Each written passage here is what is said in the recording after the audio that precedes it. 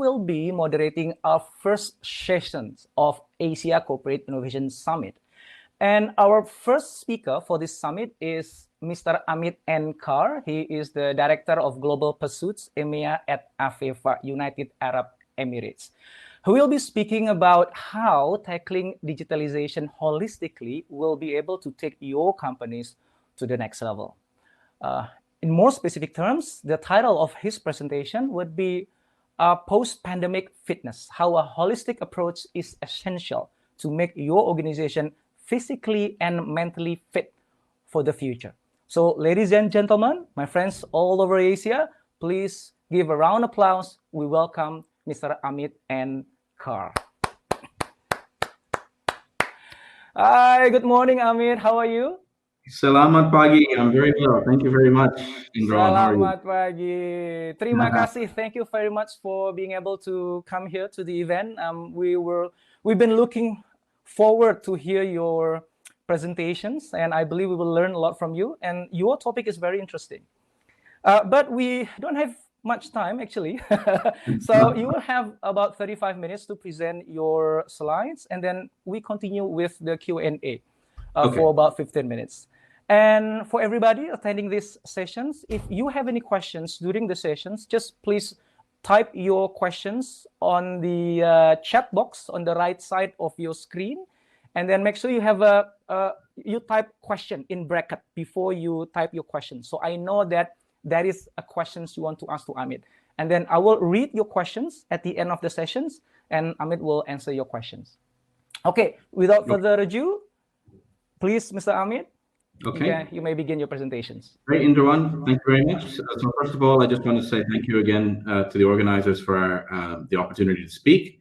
It's very nice for me to be addressing an audience mainly in Southeast Asia again. I used to live there. I used to live in Jakarta, in Indonesia, in fact. So it's a nice reconnection for me. And I also really like the theme of this particular event, right, which is around let's be innovative in terms of how we handle our post-pandemic response. Now, having said that, I'm going to start by sharing my screen. And the video went there for a second. Be grateful if somebody could just confirm that my screen can be seen. We can see your screen well. Okay, great. So thank you very much. So once again, the title is slightly different here. Please don't be too bothered by that. The bottom line is what I'm talking about today is holistic digitalization and how this is the key to being fit for the future. Along the way, I will talk a little bit about the approach that AVEVA takes, and at the end, I'll introduce you a little bit to AVEVA, what we do, and how we try to help our customers globally in this particular area. But for me, the key always has been about having this holistic approach in terms of what we can do to make ourselves fit for the future, to unlock value, improve efficiency, and achieve excellence across the life cycle, from CapEx to OpEx and across functions. And by the way, although this has a lot to do with the pandemic, COVID-19, and how this has awakened the industry, the fact is that a lot of the trends that we are contending with, that we're having to deal with, were well established anyways. Now, in the time that we have, I'm going to go through a lot of slides very quickly, and hopefully you'll find it interesting. And if there's any particular area that you'd like me to delve into a little bit more, we can do that during the QA afterwards. But so I'm not going to spend too much time here. The bottom line is everyone in this audience has joined this conference because they understand the need to adapt. And digital transformation is an important part of enabling this adaptation to a world that's changing very quickly. And we say changing, but actually it has already changed. Some of the things that in the past we looked at, or even now, a lot of our colleagues, friends, fellow workers in industry look at as being the future. An automated plant, for example, remote operations. These things are actually already happening. And there are some companies that are so far ahead in terms of their ability to, for example, run an automated plant on the other side of the world. The fact is that these changes are being forced onto us. So digital transformation is the response. Now, I'm going to focus on a couple of the few things that represent the new normal, because I think this is important. So if we look at this list on the right-hand side of the screen, first of all, running agile operations. This means being continuously optimized. This means being able to adjust on the fly in almost real time in order to make sure you're taking the right decisions. You will see later in one of my slides that some recent industry research says that $500 billion of profit is lost to the industry because of poor decision-making or untimely decision-making. Operate critical assets, keep them reliable, operate them safely, and reduce the need for manual supervision. Provide digital teams with rich information and decision support so that they can collaborate and work efficiently and safely. These 2 points actually are very important because of the way the workforce is changing as well. Again, the pandemic has forced us to really stare ourselves in the face and say, are we equipped to really connect experience with its need? The reality is that that was already becoming a problem because of the aging workforce. In certain industries, especially the one that I come from, which is oil and gas, there is about to be what we call the big crew change, which means a whole generation of very experienced people are going to be leaving the workforce and taking their knowledge and their experience and wisdom with them. We need to find some way to capture that and bring it to the location.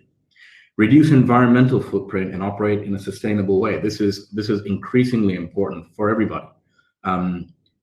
Lowering carbon footprint, lowering greenhouse gas emissions, all of this stuff, very, very important.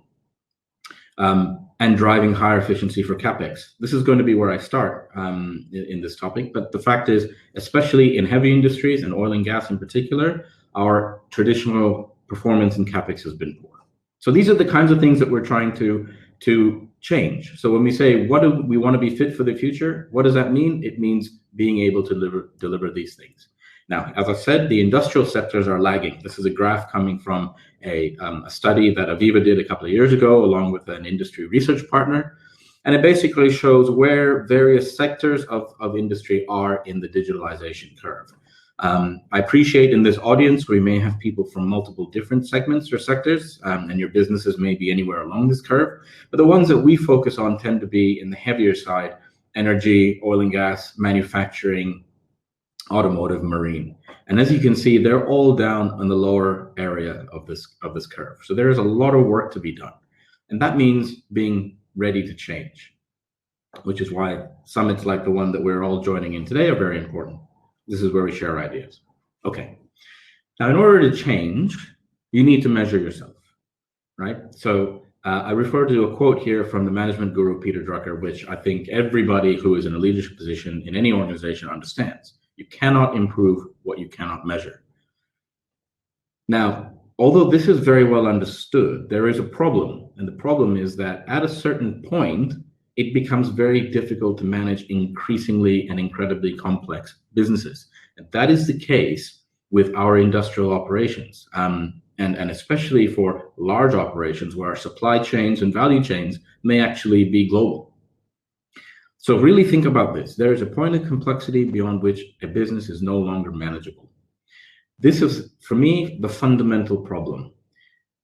Without bringing digital technologies absolutely to the front, we cannot have that full insight, what we call 360-degree insight.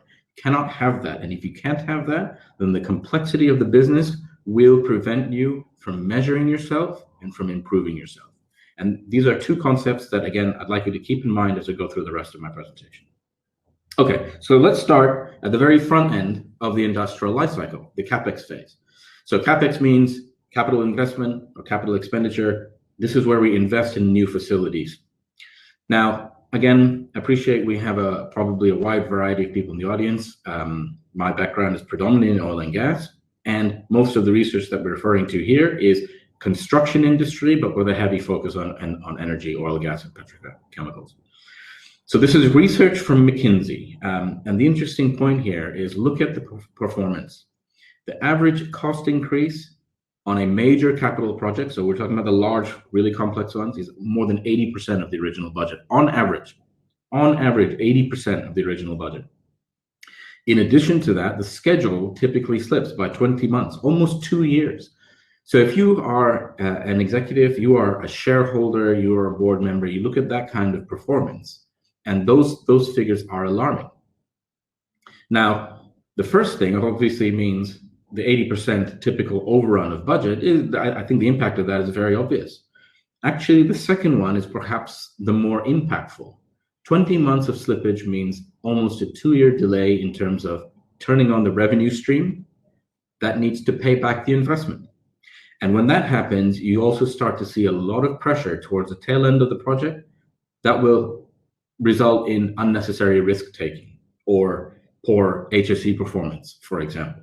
And so again, we are trying to address these historical problems, which the pandemic has again highlighted to us, but these problems have existed since before. Okay, so now let's talk about what we need to change. I always talk about taking a holistic approach, and this is a great example.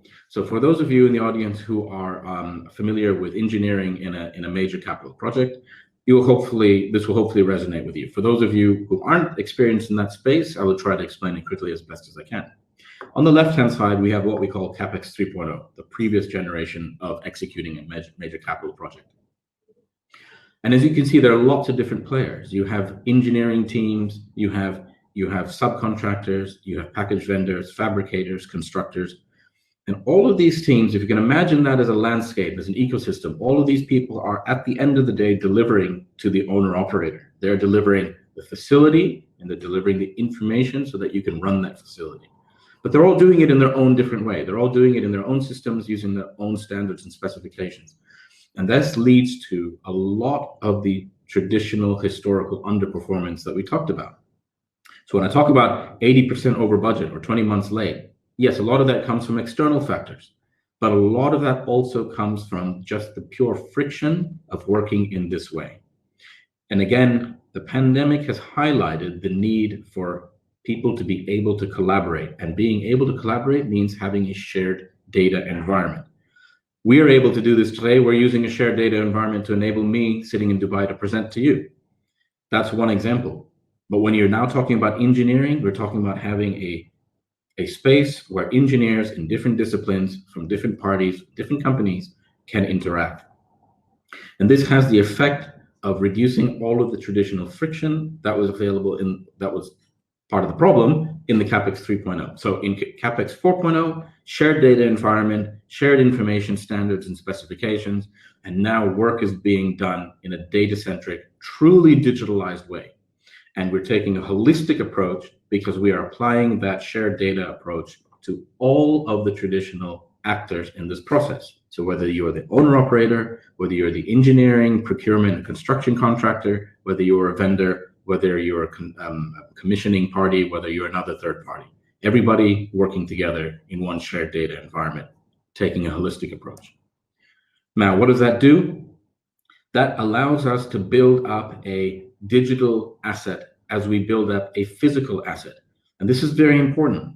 I go back to my earlier point about being able to measure yourself, being able to have insight.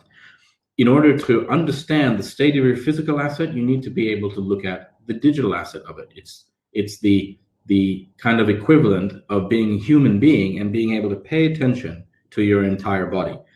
I will come back to that particular analogy a little bit later on in this presentation because I think it's very important.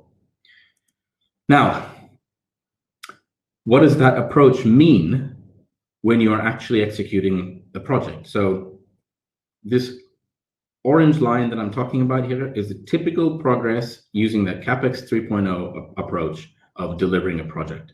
And as you can see, as work gets handed from one stage or one organization to the next, it has to be broken down and rebuilt.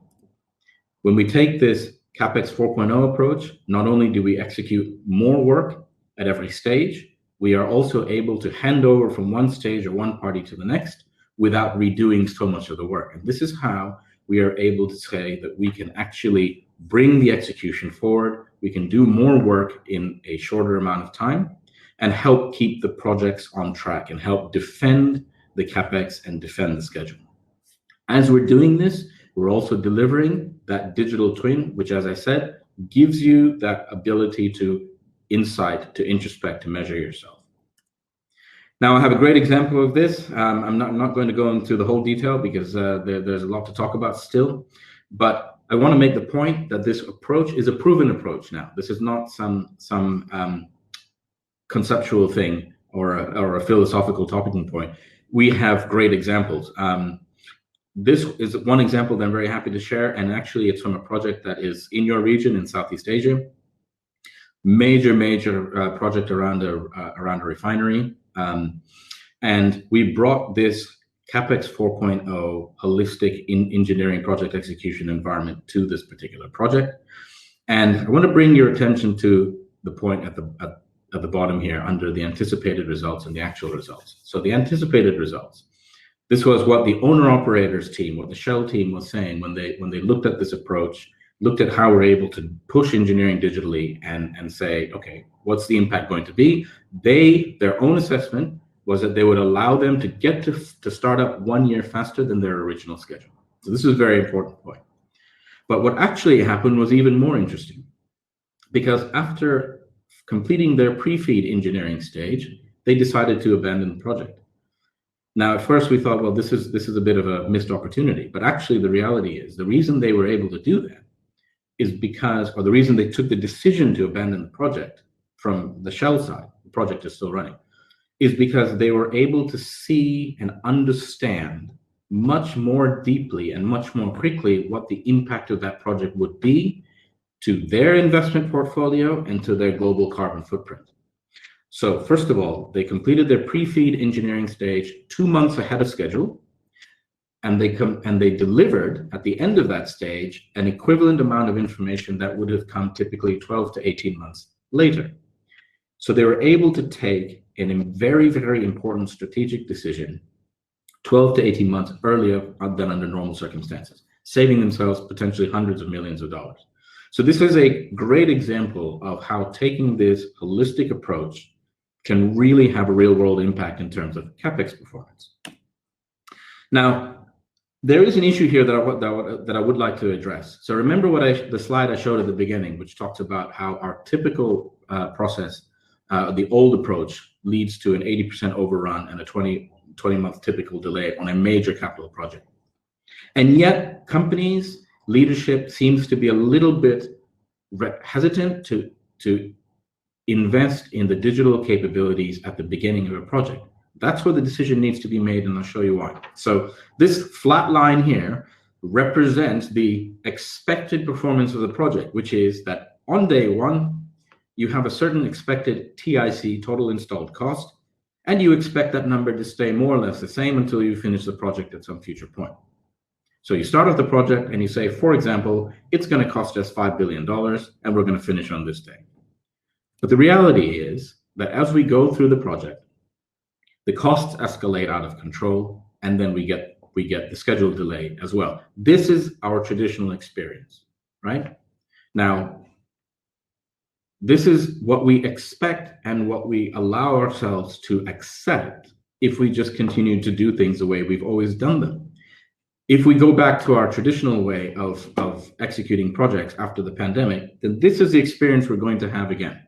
We're going to set out with a certain expectation, and when we get to it, we're going to realize that we were wrong, and now we are out of pocket and we're also late. The impact of a truly holistic approach is more like this green line, which I hope you can all see. Now, does that mean that we're going to finish the project exactly on the original schedule? No, probably not. Does that mean that we're going to finish the project and deliver it on exactly the same budget as originally anticipated? No, probably not. But that's not the point. The important point is that we will exceed and improve upon the actual experience that would have happened. And this is the important point. So for a certain additional investment in digital capability at the beginning of a project, we benefit by accelerating and preserving and protecting our schedule. So one of the things that always bothers me or frustrates me a little bit is when I talk potentially to customers, and what they're focused on is this bit here at the beginning. At the beginning of a project, they're focused on that. Like, well, you're asking me to spend 1.5% more than my original budget on digital capabilities and changing her way of working, etc. But that's not really the story, is it? The story is really, but if you do that, you're looking at potentially up to a 15% total installed cost improvement over what would actually happen. And potentially, for example, in the Shell example that I gave you, getting to start up 1 year earlier, 12 months earlier than you would normally expect to, if you're being realistic about performance. So this is the impact of taking this holistic digital approach in CapEx 4.0. And I would really like those of you in the audience who are in positions of leadership, who are positions that influence how your projects are executed, the investment decisions that you take, to really think about this very carefully, because it's a very simplistic sort of concept, but it's very deeply important. Because making this decision right here at the beginning to say, you know what, let's not do this the way we've always done it, will be the difference between having the red line experience or the green line experience. Okay, so now moving on, what does that do? The other benefit, as I said a little bit earlier, of this CapEx 4.0 execution is that it brings you a core of information mastery that you can now take from engineering into operations. So in AVEVA, we believe very strongly in this notion of the digital twin. I'll go into that a little bit more detail later. But the digital twin, like I said earlier, is your insight into your asset that you're operating. It is the thing that allows you to measure yourself. It is the thing that then allows you to optimize physical and mental fitness. Now, what happens typically in the old way, as I said earlier, is that as we execute a project, we deliver a certain amount of information. We hand this information over to the operation side of the life cycle, but we don't have a facility, we don't have an integrated information environment to keep that information evergreen. So immediately it starts to degrade. So by the way, this is based on a study that I did many years ago while I was working in oil and gas. So on the left-hand side, you have data quality and completeness, and on the x-axis, you have the project lifecycle or the asset lifecycle. The traditional experience of poor efficiency that happens during the operations phase of a project happens here, happens during the operations lifecycle, but it starts at this point of handover because of two things. One, we have not delivered a trustworthy level of information to the asset. And number two, we have not delivered an environment to keep that information evergreen. Many of you will be familiar with the industry studies that talk about 50 to 60% of non-productive time in operations. So literally, people who should be in the field turning wrenches, doing maintenance and inspection activities, being unable to do so because they don't trust the information. So they spend more time, or at least as much time, trying to find information and verify it rather than acting. This was a huge source of that $500 billion of lost profits across industry that we talked about. The holistic approach, which means don't just think about project, think about project and then asset from the beginning, allows us to have a different experience. It allows us to build that project information, that digital twin at the early stage during the project lifecycle, hand it over into the asset operation lifecycle, keeping it above the level of trust, which means that we optimize our efficiencies. And in AVEVA, we're able to do this because we deliver what we call the project command center. This is the outcome of the CapEx 4.0 execution. And that all of that data, the engineering, the process, the physical data, the 3D models, the digital twin, then gets moved in the operations lifecycle to become what we call the living digital twin. The living digital twin, which is now bringing in maintenance data, which is now bringing in operations data, which is now bringing in data from digital sensors and Internet of Things and edge devices. This is what is now giving you that ability to peel back the curtains and see past the complexity of your assets and really understand what's going on. So this, again, very important concept, holistic approach that takes you from the very beginning right into the operations. Okay, so now let's focus a little bit more on the operations side. Again, we talked about the landscape changing, right? We talked about the $500 billion of lost profits, but this is an interesting figure here. The combined value to society and industry of digital transformation is estimated to be over $100 trillion in the next 10 years. Okay, so there's a huge opportunity for value. And that value is not just about profit. That value is also about eliminating waste. That value is also about being much better about our environmental targets, for example. But then there's a lot of challenges too. Over 50% of the manufacturing jobs will be unfilled. As we said earlier, that's because of a lot of the experience that's leaving. And on the other hand, we have tools that we can try to use that will help us. For example, 5 billion connected devices this year, 10 times more powerful technology in terms of process power, distributed computing, cloud, etc. So this is now the forces that we need to get a hold of and bring to the operational landscape.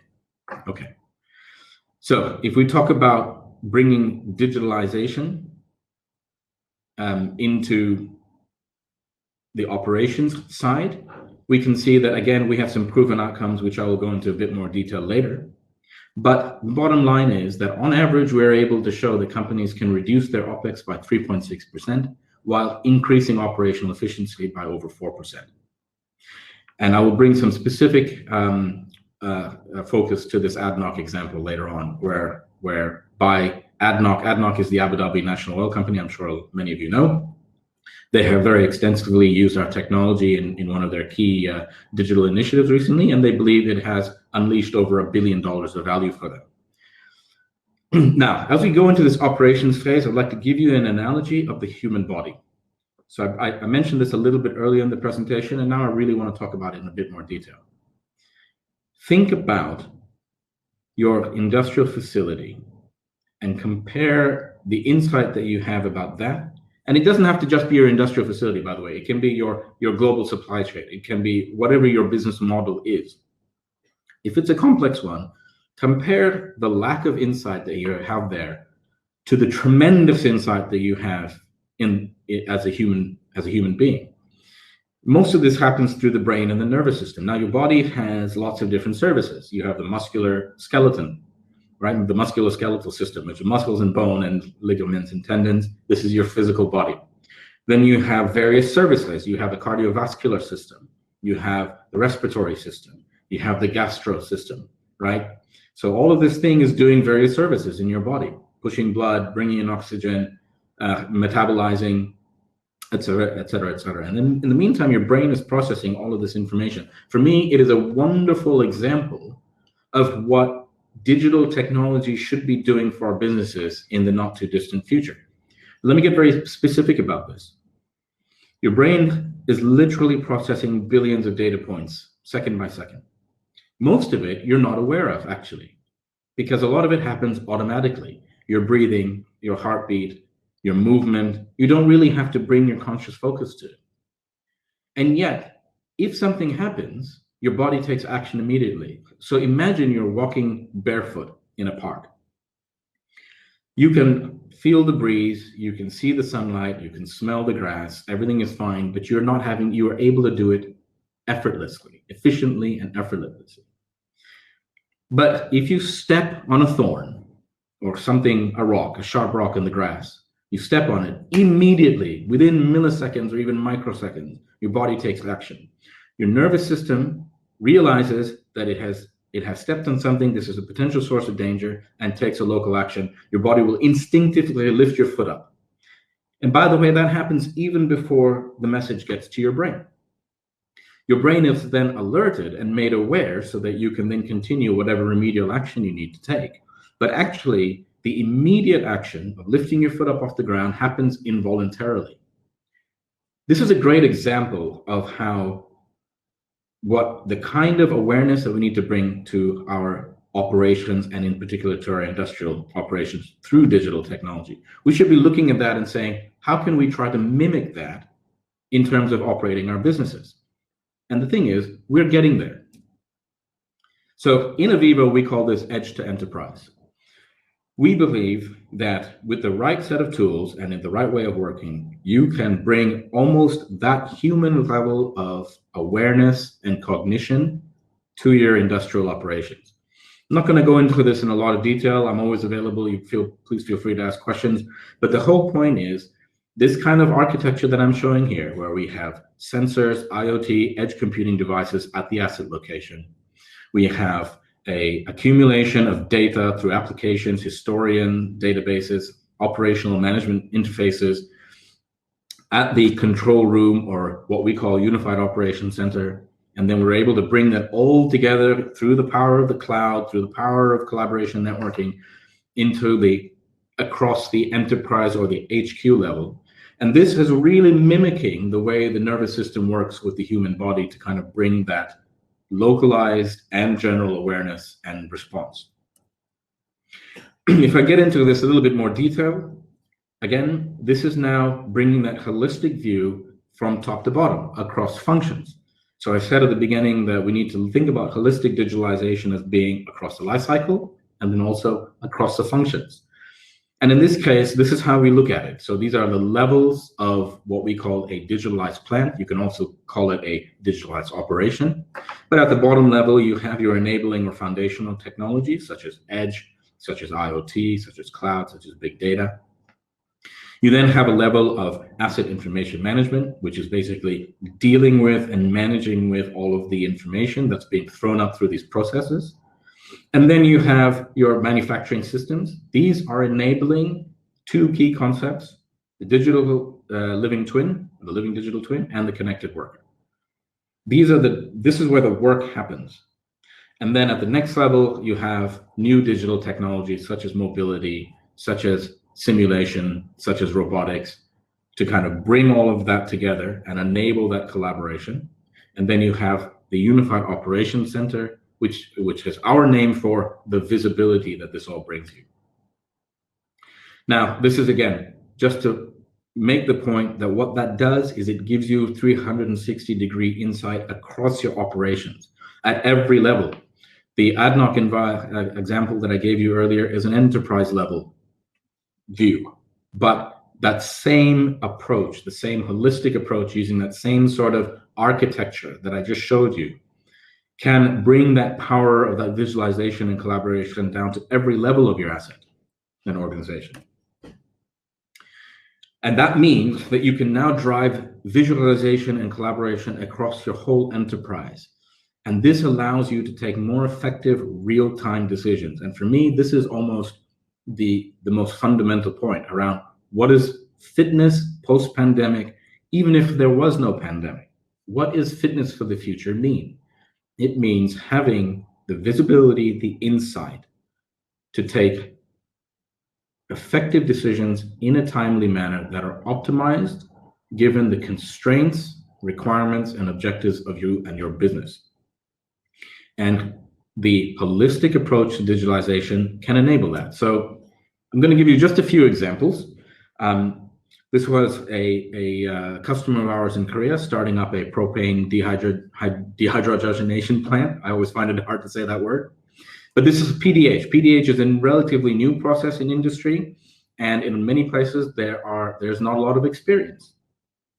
But because we are able to take this digital twin approach, which enables an extended reality operator training environment, we were able to very, very rapidly make the operators who are available competent with these new processes. Hence, they were able to get the output, the product from this plant up to their specification within 9 hours, as opposed to a previous best ever record of 21 hours.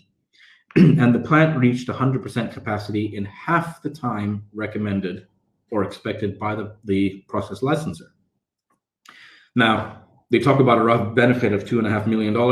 My view is that actually this is a very conservative figure.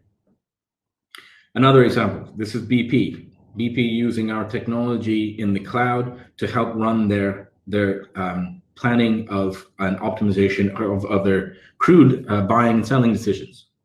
So this means taking in data across their value chain in real time and trying to optimize their production, trading, market decisions.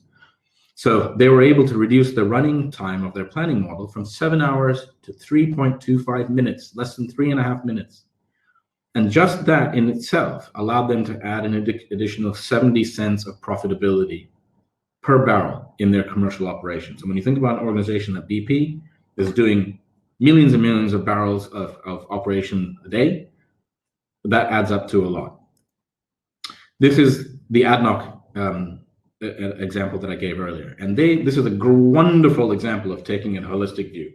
Because what they did was they employed our digital technologies to pull together operational data from 14 of their 16 separate operating companies. So this is a very important point. These were legacy brownfield operational assets. These were not new assets.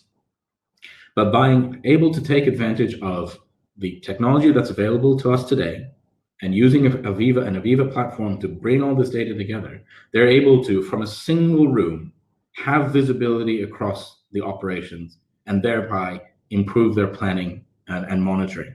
They themselves believe that in the just less than 3 years that they've been using the system, which they call Panorama, they have unlocked about $1 billion of value. Now, AVEVA, as I said, we have a digital twin. It cuts across asset and operations. We look at it as being 3 main facets, which is engineering, operations, and performance. But I'm sharing this slide so that you understand, again, the key point that we are able to support this holistic, digitalized approach with a living digital concept across all stages of the asset lifecycle. Why are we able to do this? Because we have a solution portfolio that also cuts across all the key functions of the lifecycle, but also goes across the different levels, allowing us to connect data. And I have a very specific point for saying this. We also have, Amit, we sure. only have about 1 to 2 minutes left. Sure, I'll be. Thank you. I'll be finishing. Yeah, I'm getting to my last point here. So this is actually the final point about the future and being fit for the future. Having a core of data is actually ultimately the thing that is going to help you in the future, because that is where artificial intelligence will be applied to help take insight and decision making to the next level. This is a slide I've adapted for another McKinsey study. So what they're showing is that organizations that have fully infused artificial intelligence into their operations by 2030 will see, by their analysis, 122% improvement in directly attributable cash flow. Organizations that are a bit slower to respond and are on the journey by 2030 will see also some improvement. But organizations that take no action on this will be on the path to extinction. And this is really the difference between being fit for the future and not learning the lessons. The reason everything that I said earlier in this presentation is so important to this story is because taking that holistic digitalization approach is what will give you that platform, a core of data to feed artificial intelligence and analytics in the future to help take your decision making to the next level. And if I can point on any one particular thing and saying this is what will make you fit for the future in the post-pandemic world, this is it. So that's basically it. That's the end of my presentation. Again, just to say a couple of things about AVEVA, we're the global leader in digital transformation. We have 16,000 customers around the world, and they fall into a number of different industry segments, from major players in oil and gas to major players in power, life cycle, life sciences, CPG, and increasingly also in infrastructure. We're doing a lot of work in smart cities, wastewater management, et cetera, et cetera. So that's it. Thank you very much. Or terima kasih. I'm open for questions. Terima kasih. Thank you very much. That was wonderful presentations. Especially, I like how you use an analogy for industrial holistic system as in human body. And I believe that if organizations can, perform and then operate as a human body, then they will be able to adapt instantly towards whatever changes that happens around the organizations. So that's just a beautiful analogy. We have a lot of questions here, and the questions are really brilliant. I hope we have the time to answer all the questions. I believe so. Yeah, but before we go to the questions from the participants, I like to ask my own questions. It's been thrilling to hear all your presentations, and it's just amazing if one company can actually pull that off in a very short period of time. So that brings me to the question: what are the challenges that you face, or your clients, the organizations face during the early adoptions of this holistic approach? And how best to tackle those challenges? Well, that's a great question. Thank you. Obviously, there's a lot of challenges, and people, processes, and technology, right? So we always talk about every solution being about people, processes, and technology. Technology, in many ways, is almost the easiest part, because let's face it, most of that work is being done by clever people in other companies. They are bringing innovations to the market. So really, the challenges around people and process.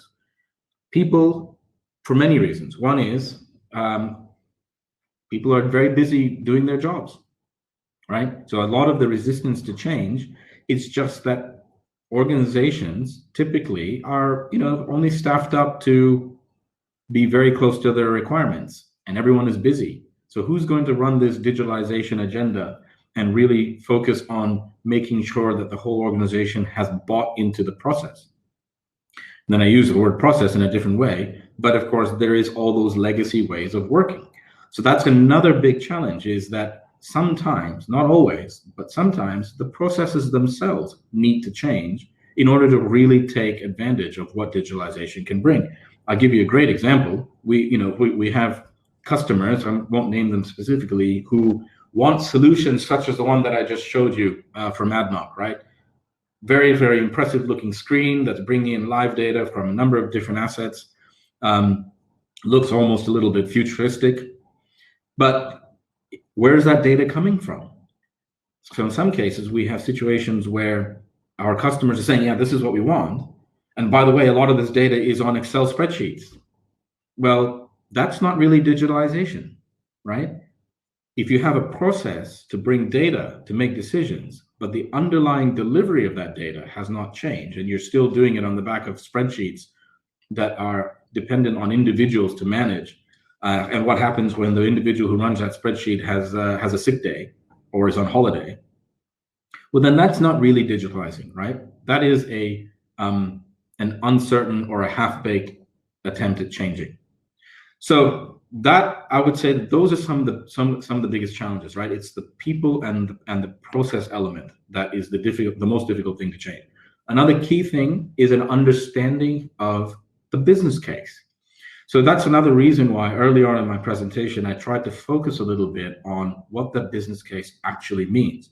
So a lot of our customers will say, hey, look, I'm about to spend X billion dollars on some big project. And then yet when we say, okay, but if you now spend a few million to ensure that you execute that project as well as you can, they seem to really be hesitant often. And that's just because what they're seeing is, well, what do I get out of this? What is the reason for spending? All I'm seeing is change. I'm familiar with our old way of working. And so that's why I try to make the point that, hey, look, the old way of working isn't working, right? By any real measure, it's not working. So let's focus on what that initial investment is actually going to give you. So selling the business case is very, very important. That leads to the question by Ajeng Nurul. So let me read the question for you. I completely agree in having shared data set will increase the ability to innovate or improve. The question is, to have an agreed and shared data set, every leaders need to have a common understanding. With leaders coming from different backgrounds, based on your experience, how do you drive the common understanding or insights from those data sets? So okay, there's a little bit of a break in the network in the beginning. I didn't hear the first few seconds of the question. Okay, let me read the question again. The question is, to have an agreed and shared data, every leaders need to have the common understanding with leaders coming from different backgrounds. So based on your experience, how do you drive the common understanding or insights? To make sure that all the leaders comes together, build the data sets, and also get insights from those data sets. So very, very interesting. So first of all, I would say that maybe it's not necessary for everybody to understand all the other data sets, right? You can't expect for example, a procurement professional to understand the output of an electrical engineer, right? But what's important is that there is a relationship, right? There is a relationship. The procurement person needs to understand what the result of an electrical engineer's work is, right? They don't need to understand the specifics. They need to understand, why do we need this information, right? And the same also works in reverse. So it's not necessarily that everybody has to become an expert or really understand everybody else's language. But what they do need to understand is, we don't work in isolation, right? I only exist because you exist, and my work only happens because your work happens. So the important thing I would say is that build the appreciation of how data from one group has an impact and a relationship to data being used in another part of the organization. That's the key. Now, how do you enable that is the question, right? And that is two things. One is the collaboration kind of technology that we've talked about. So the physical and conceptual architecture that will enable all of the sharing and visualization, which is what a lot of what I talked about. But then the other part is standards that allow different tools, different applications, and different organizations to speak to one another. So the standards are important. So another great example is that there is the capital project industry is trying to build a standard around all owner operators, vendors, these companies all come together and say, hey, set a common language, right? So those are the two things. Okay, great. My question actually, following up to your answer, that some companies, they are not advanced enough in terms of having their assets digitalized. Some of those traditional companies, but they really want to adopt this holistic approach. So how do you think they should approach the process of doing whatever that you've been explaining it to us to do? So are you talking about assets that are legacy assets? Yes. Old assets? Both Okay. legacy assets, and also since the company probably still in traditional sense, so they haven't yet have enough digital data sets. They have the data, but it's not yet digitalized. Right. Yeah. Okay. So the question is, if it's not digitalized, do you really have data, or do you just have unstructured information? Right. So that's another issue. Let me talk about the brownfield or legacy assets first. Right. So there is an understandable common misconception that you can't digitalize an old facility. That may have been true in the past. It's not really true anymore. So we have a number of key technologies, all of which sort of AVEVA leverages. One of them is scanning, photogrammetry, the ability to create a visual model, whether it's really a spatial three-dimensional model or it's more sort of 2D photography that's stitched together. But the fact is, you can actually now create a visual or spatial digital representation of an old asset, right? So you bring laser scanning devices, you bring drones, you bring digital cameras, etc. So you can build up a physical picture. But if you then use the truly 3D approach, for instance, with laser scanning, then you can now build a model to which you can attach data from other sources. So now, if you want to get that real-time data that will get you insight into your operational side of things around the asset itself, you can now make use of sensor technology, right? So in the past, it would be very difficult to retrofit an old asset with sensors, vibrational sensors, leak detectors, meteorological sensors, whatever, because they needed to be powered and that you needed some way to get the data from them, right? Well, now you have sensor technology, which allows them to be almost mobile, and which allows them to take advantage of Wi-Fi or 5G, and you can now place them even on a very old facility and start taking advantage of data feeds to allow a level of analytics you didn't have before, right? Yep. There are right. Great, thank you for the answer. Here's one question. I think it's quite interesting. It's coming from, I hope I pronounced the name right, Shi Xiong Lo. The question is, how can I convince my project manager to pilot this approach? Coming from an oil gas myself, the industry can be risk averse and slow to transform. Oh yeah. Yes. I've run into this many times myself, and I do understand. And oil and gas possibly is the slowest, unfortunately. Even though it's worth pointing out that amongst the big industries, oil and gas are probably the first big user of data, right? Because oil and gas pioneered the use of computing to do analysis on large data sets on the surface, right? But then we kind of lost our. So nothing works better than some kind of, right? And it can be as simple as any project manager will understand the challenge around finding up-to-date drawings and data quickly when they need it. They all understand this, right? So a simple approach would be, hey, you know what? Let's digitize these drawings. Let's use some kind of character or symbol recognition AI, read these drawings, and show you how quickly you can turn them into a data form, right? Which now makes them retrievable and actionable within seconds, right?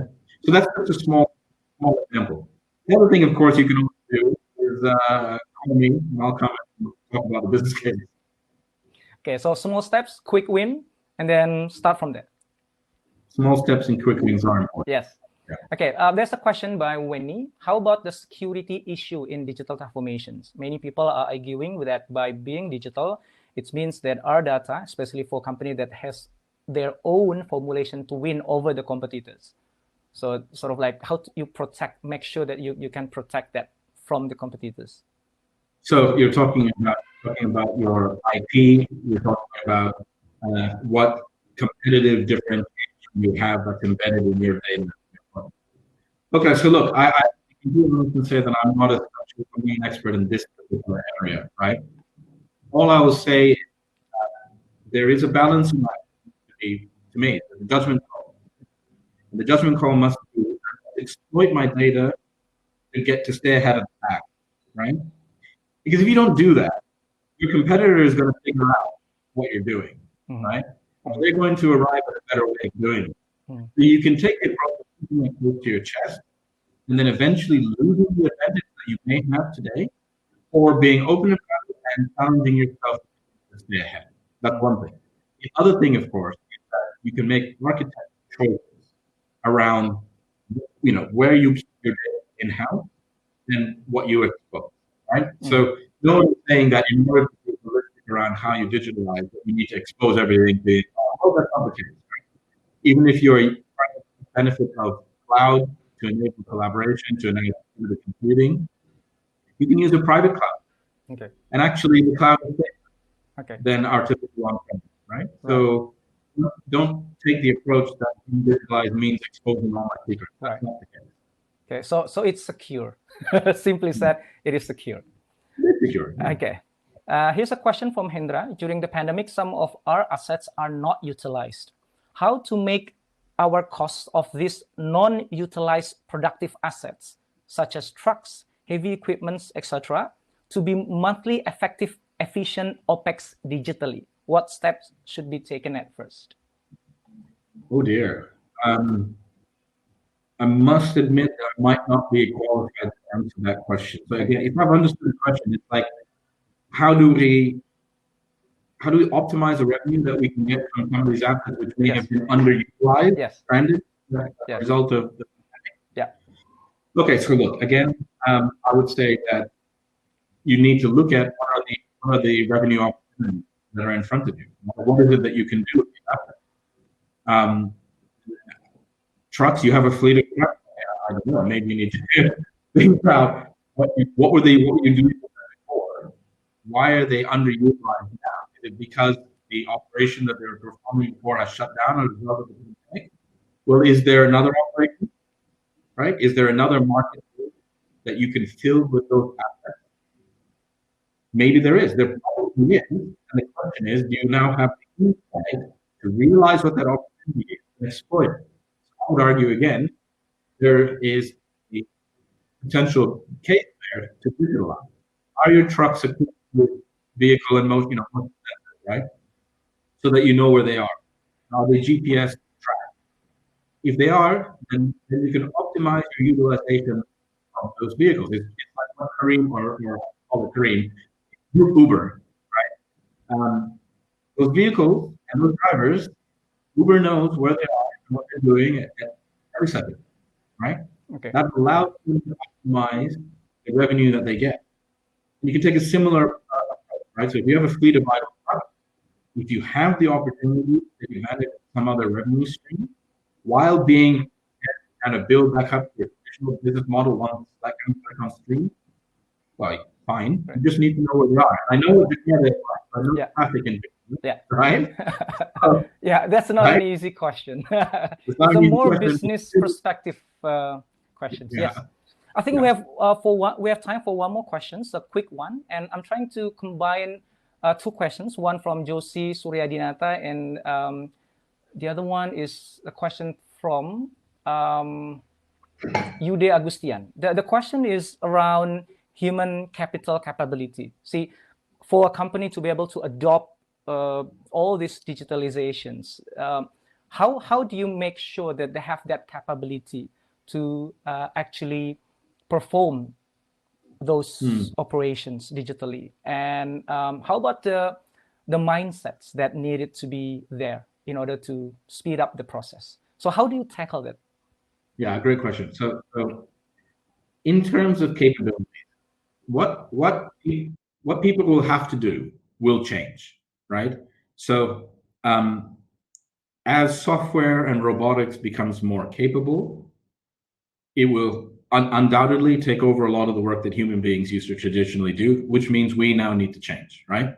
So as an organization, let's not be misled. We still rely on our human assets and will continue to do so for a long, long time to come. But we need to upskill our human resources. We need to upskill our colleagues, our workers, our employees. So, for example, again, in the case of AVEVA and what we do for our industrial clients, a lot of them are looking at increasingly remote operations, right? So they want to remove as many people from the site location as possible and enable people sitting in a remote operating center or in the headquarters. But that means that you need to have a facility to make those people sitting far away effective and competent, right?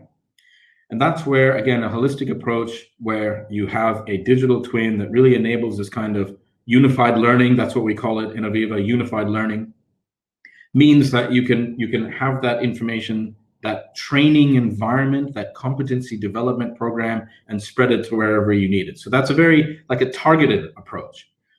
The other thing that you need to do, and also get your workforce to realize that upskilling and future-proof themselves. Right? That's the mindset change, right?